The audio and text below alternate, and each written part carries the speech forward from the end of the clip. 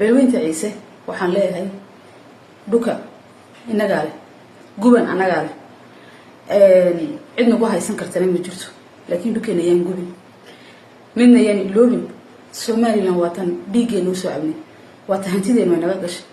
waa ta wax kasta inaga gashay madaxweyne Cirro uu khaldamay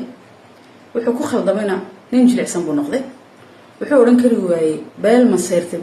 beel kale uma duleeyay ayuu oran kari waayay intaas aseegtay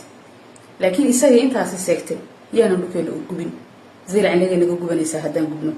dhukeena yaan gubin baan leeyahay wanta shan doona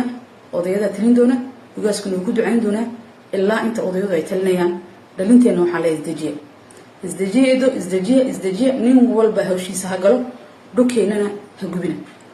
zira waxaanay taliye niman ciisa nimankiina daba fadhiistay nimanka ilmaadeerada iyaguna zira ka talinay waxaan leeyahay qof kasta oo mudaharaad ka bilaabay zira gacantii dawladda ku qabo dawladnimo muuji dadka fariisiya dajiya dagaal qaadina waan tashanayna anaga oo tashan waxa ma sameynayno talada ugu dambeysana waxa la odayada ducada ugu dambeysana waxa la ugaaska taas oo la sameyn wixii kale la sameeyo kuna hum oogina nago waana mahadsantiin ilaahay dhulkana nabad ka yeelo ilaahay Soomaaliland ha waariyo ilaahay umada walaalahay xurguftu ay kala dhaxtaalanay kala dhaxdhigeena ilaahay labadaba xaq ha garansiyo laakiin ciiso inagu beel nabadeed baan nahay cidii nagu soo duusha waan iska cidneynaa laakiin dhukeena gubi mayno intaas aan oranay